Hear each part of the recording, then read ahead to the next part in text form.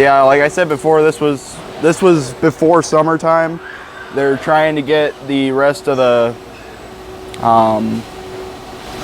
it done and getting it up and running. It gets built here, torn down, and sent to the manufacturer or the company that it wants, and then it'll get reassembled there. So they're trying to get all the kinks out of it. It takes O-rings and puts them on the sewer lines.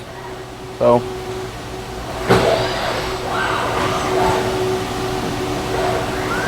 And this is just going to Fort Wayne, so. Yeah. A lot of our stuff goes cross country, and this is just going down the road, so that's cool.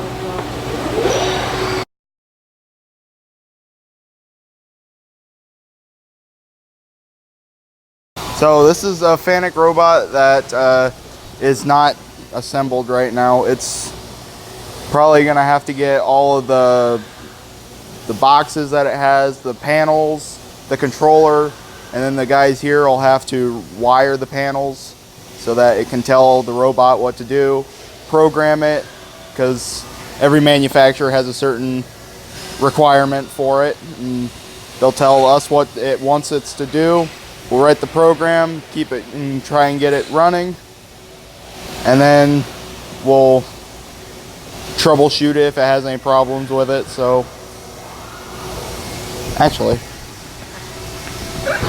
this is the main power source. It's not the panel yet. This is no, that's just the power component.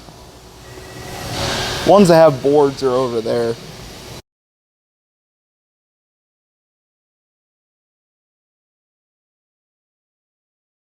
So these are the boards that we wire. It has all these different components that it has to wire to, and then right here should be the the main interface, but it's missing. So yeah, your emergency stop. So yeah, and then we also do swivel link. Swivel link parts are used for mounting cameras, such as smaller cameras, and then they can get massive. Like some of these bases that's like that big. We'll have some that are that big. And then we have our safeguard that goes around all of our machining or our robots, just to make sure everybody stays safe. These sometimes have light bars, and if the light bar breaks, that tells the robot to shut off so it doesn't hurt anybody, because those things can move at like 10,000 meters a second or something, 10,000 millimeters a second, and that's pretty quick and it'll do some damage.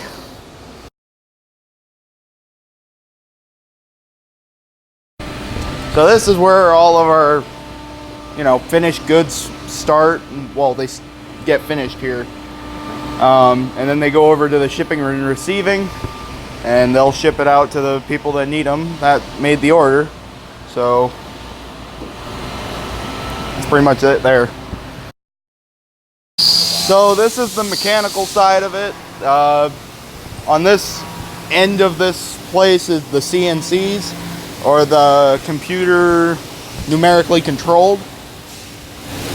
So you'll have your screen up on it, and you'll have to run, or you'll get a print, and you'll have to see what that print is wanting it to do, figure out all your dimensions, and then you're gonna have to put in your program, write it with G codes and M codes. M codes being your tooling and everything else, as in your coolant, and your G codes being X, Y, Z, A, B, C, as in all your axes that it can move and have those movements so that you can get your part. And there are CNC lathes and mills.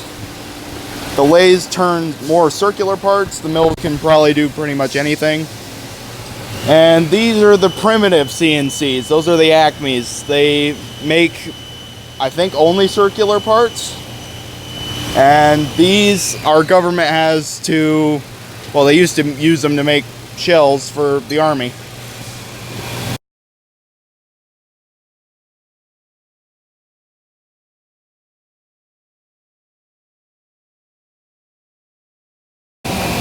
So these are our Robo drills. They can pretty much do anything that a CNC mill can do. It moves the table instead of moving the head. The head has a rotating, looks like a revolver. And it has just tools on it, and it moves the table, and it can make like these, where it cuts out the circulars, drills the holes. Those are the knuckles for swivel link. These are actually before they're anodized, which means that they put a layer of zinc, and it makes it a little bit stronger, and it resists scratching and everything else.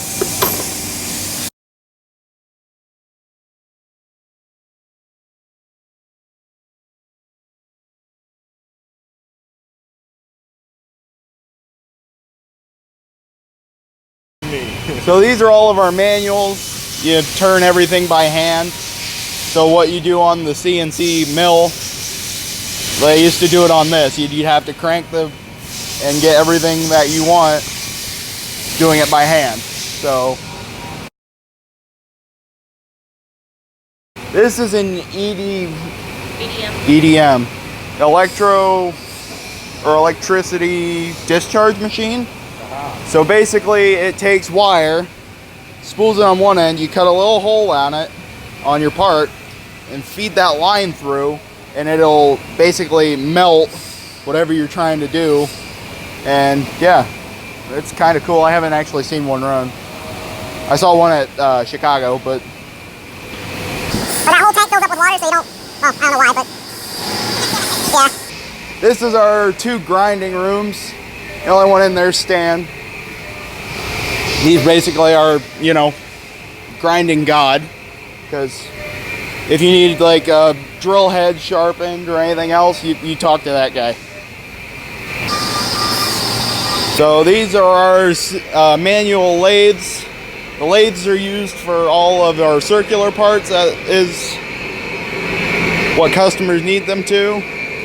I don't know what Mike's doing, but you can see that it turns, and that tool right at the edge of the left is what holds your tool so you can actually turn your part. And then at the back there's a drill that you can shove in the middle of it and turn if you want a hole in the center of your round part.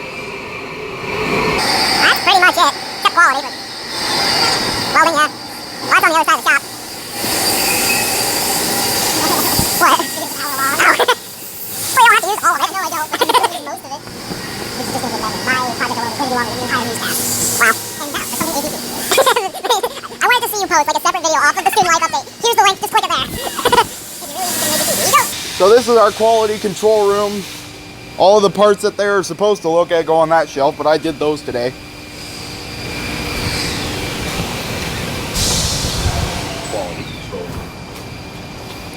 So that's Jason, Todd, Wes. Tim. They're, well, yeah, Tim. I didn't know his name, so I haven't met him before. I'm Jordan. So hello. So some of the tools that we use in quality control are the height stand, a flat granite top to make sure that everything's zeroed here so that you can know your true measurement here. This is the old optical comparator. Basically, when you turn it on, it'll take your part, whatever you have, you sit it up here, and then you can move it around, and you take that little dot in the middle, set it to the edge, and you'll tell that what you want it to do, and it'll measure it for you. This is our Rockwell hardness tester. You take your part, put it there, turn it up, and you'll trip it. It'll basically ting it, and it'll measure how much vibration went through it to tell you how hard it was. So this is our CMM, or coordinate measurement machine, and you'll set your part down in here, and you'll take this little probe. You can't really touch it because it's sensitive. And what is it, Todd? Every week you have to calibrate this thing? Yep, once a week. So once a week you have to test that on a big ball that's over here somewhere. And to to tell you how accurate it is. And then when you do it, you get all your readings on here, and you'll see what your measurements are. So then the last piece is that this is our micro view. This thing can get up to what? A 271 magnification. So if you touch a part with your fingers, it actually leaves skin cells on it that can see off the edge of it. So that's pretty cool. But the part that I was running or trying to figure out it was a circle. It had a circle in it and then 4 circles equal distant from the center. So I had to find the distance between all of them. And that was that. So that's pretty much it in quality. So off to welding and fab. I'm guessing all the welding fab guys are probably at home. Hi, Eric. So this is our welding fab shop. Over there's materials. When an order comes in, they'll find the material, cut it down to what they need it to be, and they'll send it over to either the manuals or the CNCs or wherever it needs to go. Our bandsaws that cut it, and then we have a plasma cutter over here. Don't put aluminum and water on that. It'll make a bomb, pretty much. We also had an arc flash in here a little while ago. That was kind of scary. Basically, one of the outlets exploded and sent flying metal everywhere. That's our cutting machine. It'll take like those planks, cut it down to what the weld and fab guys need, and they can weld it. There's another manual mill that they need back here. That puts the Adari bends into metal. If they want it like a 90 degree, they can bend it. And then all of our welding equipment is here. They got grinders, clamps, little air grinders that they can polish it with. And then you also got the MIG welders, the stick welder just back there, and a TIG welder. The MIGs basically feed you the line. It's one of the easiest welding you can do.